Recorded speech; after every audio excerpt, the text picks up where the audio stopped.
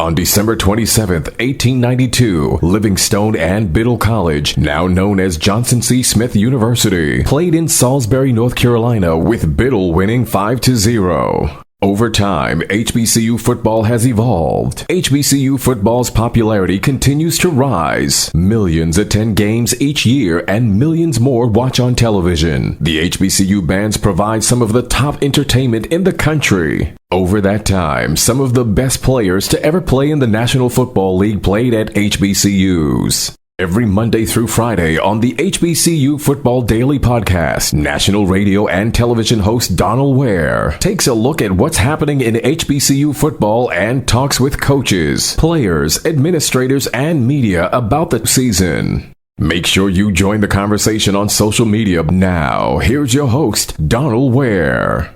You've got it tuned in to the HBCU Football Daily Podcast for today, Tuesday, October 17th. I'm Donald Ware. It's Takeaway Tuesday here on the HBCU Football Daily Podcast. Some house cleaning items before we look a little more in depth at week 7 of HBCU football. The polls were released on Monday, and to no surprise, North Carolina Central remains number 1 and Florida A&M remains number 2 with the coaches. But now you had Tennessee State that moved up for a tie for 6th place last week to number 3. Tennessee State coming off a nice win over Norfolk State, 2 straight wins for the Tigers. Alcorn State remains at number 4. Alabama A&M makes the biggest jump, a big win over Grambling to kind of keep its hopes alive in the Eastern Division, which I'll talk more about. Its slim hopes alive, but still nonetheless hopes. I'll talk more about that a little bit later on. But Alabama A&M was number 10 last week, number 5 this week. 6 through 10 looks like this: Jackson State, Southern, Hampton, Alabama State, and Howard. Jackson State, of course, losing its homecoming. As a matter of fact, going to talk a little bit more about that, while Alabama State rolls into the poll, or re-enters the poll, I should say, with the coaches. The top 3 teams remained the same, rightfully so. North Carolina Central, Florida A&M, Benedict, impressive win, Benedict, last Thursday night over Fort Valley State. Virginia State moves up 1 place, remains undefeated along with Benedict, the only 2 HBCUs that are undefeated on the season, while Virginia Union is number 5, moving up 1 place from last week. 6 through 10 looks like this: Tennessee State, Jackson State, Fayetteville State, Tuskegee, and Allen. And in the media poll, Tennessee State, I'm trying to think, this may be the first time Tennessee State is in the media poll this year. Fayetteville State re-enters the poll. The Broncos have won 5 straight football games, and then Allen enters the poll for the first time ever. Congratulations to the Yellow Jackets. Teddy Keaton's got that program rolling. Hopefully you had a chance to listen to our conversation a couple of weeks ago with Teddy Keaton. If you did not, you can log on to box2row.com to the Box to Row podcast on our archived shows page. The HBCU Players of the Week: Tijarian Williams, the quarterback for Mississippi Valley State, completed 19 of 29 passes, 265 yards. He had 3 touchdowns in the ball game, and also had 30 yards rushing, as Mississippi Valley State gets its first victory of the season, defeating Arkansas Pine Bluff. And Jaron Russell, the quarterback for Edward Waters, 17 of 31, 341 yards, a touchdown. He also rushed for 26 yards and another touchdown. He threw the game-winning touchdown with no time on the clock, as Edward Waters got out of Tuskegee with the victory. And it's a big victory for Edward Waters. And you can learn more about the polls and look at the polls in their entirety, as well as the HBCU National Players of the Week, on our website at box2row.com. So takeaway number 1 really is about the homecomings, okay? Especially upsets on homecomings. So really, homecoming teams were 9-5. All right, which, out of 14 games, you win 9 on homecoming. Generally, when you have homecoming, you're scheduling an opponent that you can beat. Now, it doesn't always work that way. And it depends on the school. Now, if you're more of a powerful school, then it generally is going to work that way. When you get into conference play, anything can happen. Homecomings generally happen while conference play is going on. So it's not like it's a given, but a couple of significant games. Edward Waters defeated Tuskegee for Tuskegee's homecoming. Significant because Edward Waters keeps its slim hopes alive, because actually the Tigers have 2 losses in the SIAC. It's a big win, right? Probably the defining win for Edward Waters, who brought its football program back either in 2001 or 2002. Of course, was in NAIA, but this is you're talking about the second season for the Tigers in the SIAC. So that is a big time a win of significance. I think one of the other homecomings, two other homecomings that I'll point out. Virginia Lynchburg wins its homecoming to get its first victory of the season.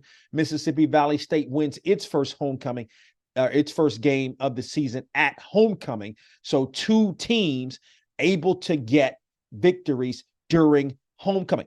By the way, going back to that Tuskegee and Edward Waters game, they had almost 32,000 there in Tuskegee. So I know it was a lot of disappointment there in Tuskegee. Another significant homecoming loss or victory by the opponent was Alabama A&M defeating Grambling, and it wasn't close.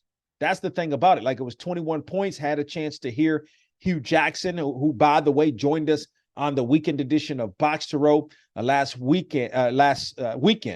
past weekend. And of course, you can listen to that interview and that show, as a matter of fact, the Box to Row podcast on the boxtorow.com page.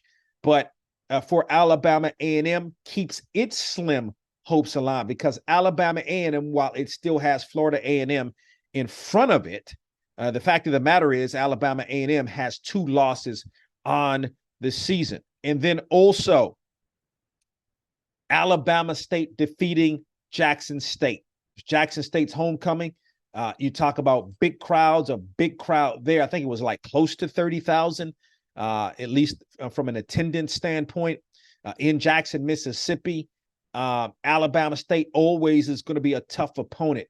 I think Eddie Robinson is doing a tremendous job there.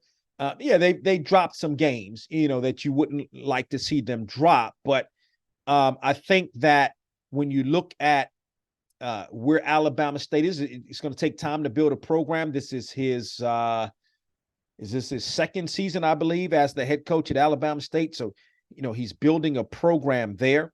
And, that's a big win, because what happens now is Jackson State, boy, was on a roll. Now you drop back to 4-3, looking for a playoff berth.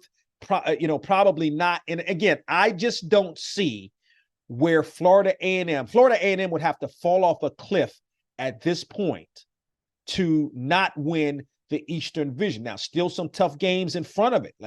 I'm not sleeping on that. I think Bethune-Cookman, even though Bethune-Cookman is struggling right now, that's always a rivalry game at the end of the season. And Florida A&M still has to play Alabama A&M as well. So you're looking at Alabama A&M with an outside shot, right? Beat Florida A&M, listen, Alabama A&M is playing some really good football right now. Solid football. Quarterback is playing well. That I think, when you talk about Connell Maynard, you talk about his, what he's done as a head coach. It's tied to quarterbacks. He was a great quarterback himself when he played at Winston-Salem State and North Carolina A&T. But, he's got the quarterback situation. And I think that was the struggle early on for Alabama A&M, playing some good football. So, anything could happen. But still, you would have to hope that Florida A&M could lose another game in addition to Alabama A&M, but that's obviously down the road. Then the other homecoming upset, Allen, and I don't know. I would say it is an upset, but when Allen beat Albany State, because number one, it was homecoming in Albany. Albany State had won 4 straight football games, but not really. I mean, listen, Allen's been playing great football this year. We had Teddy Keaton on the program going back now, maybe about 3 weeks ago. Again, you can listen to that website on Box to Row, or that interview or the conversation on boxtorow.com on our website. Listen, he's building that program. That program is 5-1 on the season right now, and an outside shot. Now the issue with Allen is still got his tough. It's still got Benedict ahead of it. It's still got Miles ahead of it. But I think when you're talking about an offense, and Teddy Keaton's an offensive-minded coach, anything could happen. I mean, anything could happen. And so that said, but either way, I mean, it's a big win for Allen. So those are my takeaways with respect to homecoming. If I'm looking at some of these conference standings, it's coming. I mean, listen, we're on a collision course, Virginia State and Virginia Union in the CIAA's Northern Division, but that game is not until the end of the season. Particularly, when I look at some of the games, for instance, let's look here in terms of what Virginia State has left. At home against Elizabeth City State, at home against Lincoln, and on the road against Virginia Union. That Lincoln game is no gimme. Lincoln's playing some pretty good football. That is not a gimme game right there in any stretch of the imagination, which Lincoln has 2 losses, but maybe still a bit of an outside shot. Virginia Union's got Lincoln this weekend, and that game is at home in Richmond for Virginia Union, at Bluefield State, and then to end the season at Virginia State. So some of these conference races are really coming down to the wire. When I look at the SIAC, as I mentioned, Benedict is, undefeated right now. I look at Fort Valley State, 1 loss, still you're still talking about a team that could vie for that conference championship. Fort Valley State has Morehouse, Virginia University of Lynchburg ahead of it, and Albany State. You got to figure that's going to be a win against both Morehouse and, you got to play the games, but Morehouse is struggling. I mean, that's right now, that's just the bottom line. And then that game against Albany State. It's interesting. Fort Valley State and Allen don't meet. What if both teams are tied? Highly unlikely, with, again, what Allen has ahead of it. Still some tough games, Miles and Benedict ahead of it. But, where do you go? Tuskegee's 1 loss. Miles has 1 loss. Albany State has 1 loss. So this is still a conference race that is still very much up for grabs. Looking at the SWAC, Florida A&M, no losses. Alabama State, Jackson State, Alabama A&M, all with 2 losses. The issue with Jackson State is not only does it have 2 losses, but it also is losing the head-to-head against Florida A&M. So really, Jackson State is 3 games back of Florida A&M in essence. Alabama State, Florida A&M is already, so same thing with Alabama State, in essence, 3 games back of Florida A&M. So really, when I look at Florida A&M's remaining schedule, it's Texas Southern, again, not a gimme game, a game in which the Rattlers should win, but it's in Houston, not a gimme game. Okay. Prairie View A&M certainly isn't. That's going to be a tough game. Alabama A&M still ahead of Florida A&M. They have Lincoln of California, which, that's just a game really. And then Bethune-Cookman. So 5 games remaining, 3 of those extremely tough.